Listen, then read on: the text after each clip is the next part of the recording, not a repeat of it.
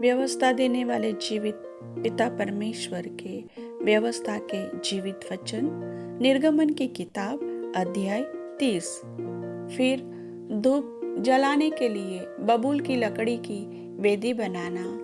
उसकी लंबाई 1 हाथ और चौड़ाई 1 हाथ की हो, वह चौकोर हो और उसकी ऊंचाई 2 हाथ की हो, और उसके सींग उसी टुकड़े से बनाए जाए, और वेदी के ऊपर वाले पल्ले और चारों ओर के बाजुओं और सींगों को शुद्ध सोने से मढ़ना, और इसके चारों ओर सोने की एक बाड़ बनाना, और इसकी बाड़ के नीचे इसके आमने सामने के दोनों पल्लों पर सोने के 2-2 कड़े बनाकर इसके दोनों ओर लगाना।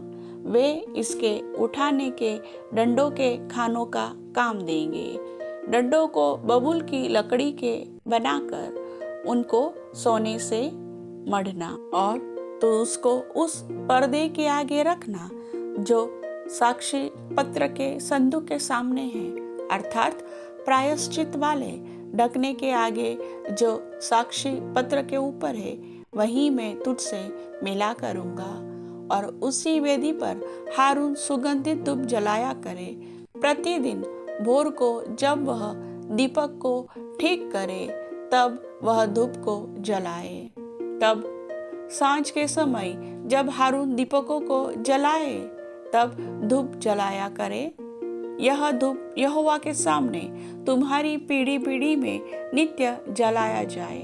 और उस वेदी पर तुम और प्रकार का धूप न जलाना, और न उस पर होम बलि और अन्न बलि चढ़ाना, और न इस पर अर्घ देना। हारून वर्ष में एक बार इसके सींगों पर प्रायश्चित करे, और तुम्हारी पीढ़ी पीढ़ी में वर्ष में एक बार प्रायश्चित के पाप बलि के लहू से इस पर प्रायश्चित किया जाए।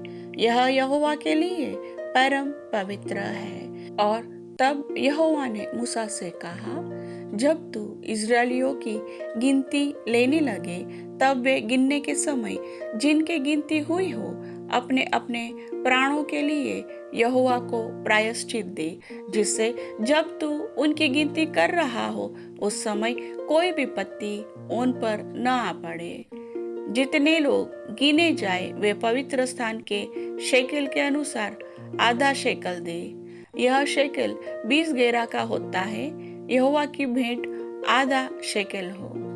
20 वर्ष के या उससे अधिक अवस्था के जितने गिने जाए, उनमें से एक एक जन यहोवा की भेंट दे। जब तुम्हारे प्राणों के प्रायश्चित के निमित्त यहोवा की भेंट अर्पित की जाए, तब न तो धनी लोग आधे शेकल से अधिक दे, और न कंगाल लोग उससे कम दे। और तो इस्राएलियों से प्रायश्चित का रुपया लेकर मिलाप वाले तंबू के काम में लगाना, जिससे वह यहोवा के सम्मुख इस्राएलियों के स्मरणार्थ चिन्ह ठहरे, और उनके प्राणों का प्रायश्चित भी हो।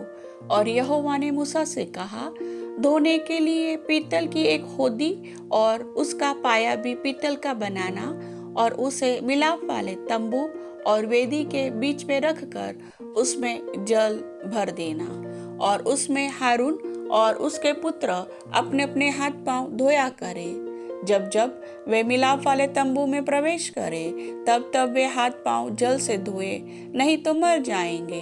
और जब जब वे वेदी के पास सेवा टहल करने, अर्थात यहोवा के लिए हव्य जलाने को आए, तब तब वे हाथ पांव धोए, न हो कि मर जाए। यह हारून और उसके पीढ़ी पीढ़ी के वंश के लिए सदा की विधि ठहरे।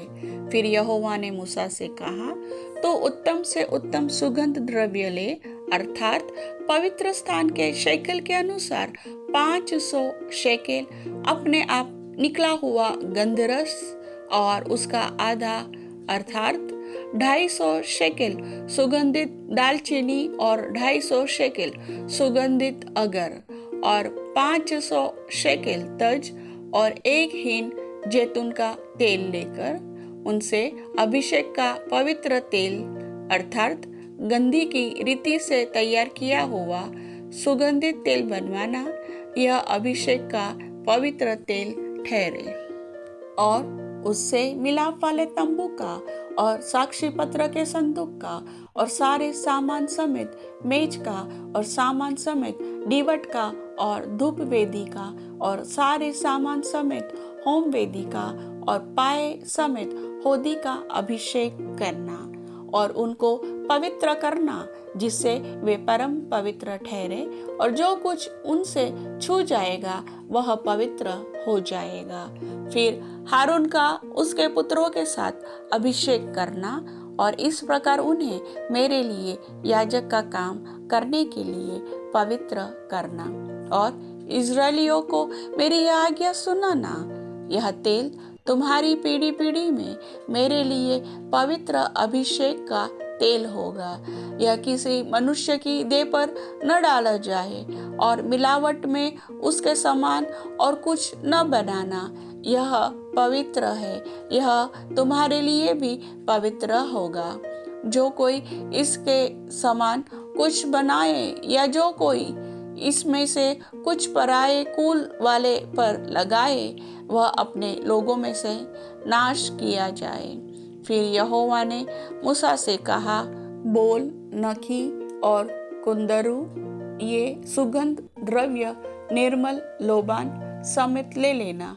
ये सब 1 तोल के हो और इनका धूप अर्थात नमक मिलाकर गंधी की रीति के अनुसार शुद्ध और पवित्र सुगंध द्रव्य बनवाना। फिर उसमें से कुछ पीस कर बारीक कर डालना।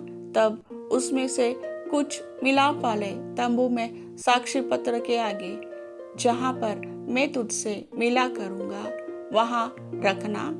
वह तुम्हारे लिए परम पवित्र होगा।